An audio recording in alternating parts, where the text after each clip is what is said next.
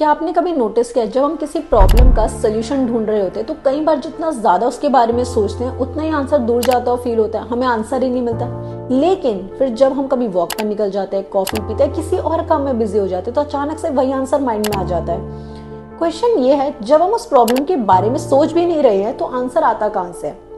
पहला रीजन है, हमारा ब्रेन सिर्फ तब काम नहीं करता जब कॉन्शियसली हम सोच रहे होते हैं। जब तुम उस प्रॉब्लम को कंटिन्यूअसली फोकस करना बंद कर देते हो तब भी ब्रेन बैकग्राउंड में इंफॉर्मेशन प्रोसेस करता है। वो इंफॉर्मेशन को रीअरेंज करता है, डिफरेंट आइडियाज को कनेक्ट करने की कोशिश करता है और कई बार वही कनेक्शन हमें वो आंसर दे देते हैं जो लगातार कोशिश करने के बाद भी हमें नहीं मिलते हैं। इसलिए बहुत से ग्रेट आइडियाज ना डेस्क पर नहीं आते बल्कि वॉक करते हुए, ट्रैवल करते हुए आते हैं। सेकेंड रीजन, हमारा अटेंशन एक लिमिटेड रिसोर्स है। पूरे दिन मैसेजेस, नोटिफिकेशंस, ईमेल्स, मीटिंग्स और एंडलेस इंफॉर्मेशन हमारा अटेंशन कंज्यूम करते हैं और इसी वजह से नेचर में टाइम स्पेंड करने के बाद माइंड फ्रेश फील करता है, क्योंकि नेचर हमसे अटेंशन फोर्सफुली डिमांड नहीं करते हैं। ट्रीज, क्लाउड्स, रिवर्स, बर्ड्स हमारा अटेंशन को अट्रैक्ट करते हैं, लेकिन सॉफ्टली, कोई अर्जेंसी की तरह नहीं, कोई नोटिफिकेशन या प्रेशर की तरह नहीं। और इसी प्रोसेस में ना ब्रेन को रिकवर करने का मौका मिलता है। इसलिए कई बार 10-15 मिनट की पीसफुल वॉक ना कई घंटे के स्क्रीन के सामने बैठने से ज्यादा रिफ्रेशिंग फील होती है। थर्ड रीजन,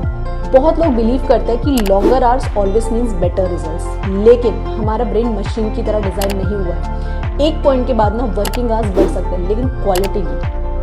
फोकस वीक होने लगता है, हमारा डिसीजन मेकिंग स्लो होने लगती है और सिंपल टास्क भी ना अननेसेसरली डिफिकल्ट लगने लगते हैं। इसलिए हाई परफॉर्मर्स सिर्फ काम नहीं करना जानते, they also know when to stop.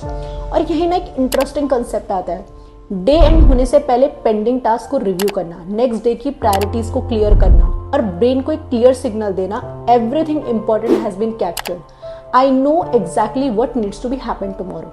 और जब ब्रेन को ना क्लैरिटी मिल जाती है ना तो वो बार बार उन्हें पेंडिंग टास्क के बारे में नहीं सोचता है, बल्कि अगले दिन के लिए खुद को रीसेट करना शुरू कर देता है।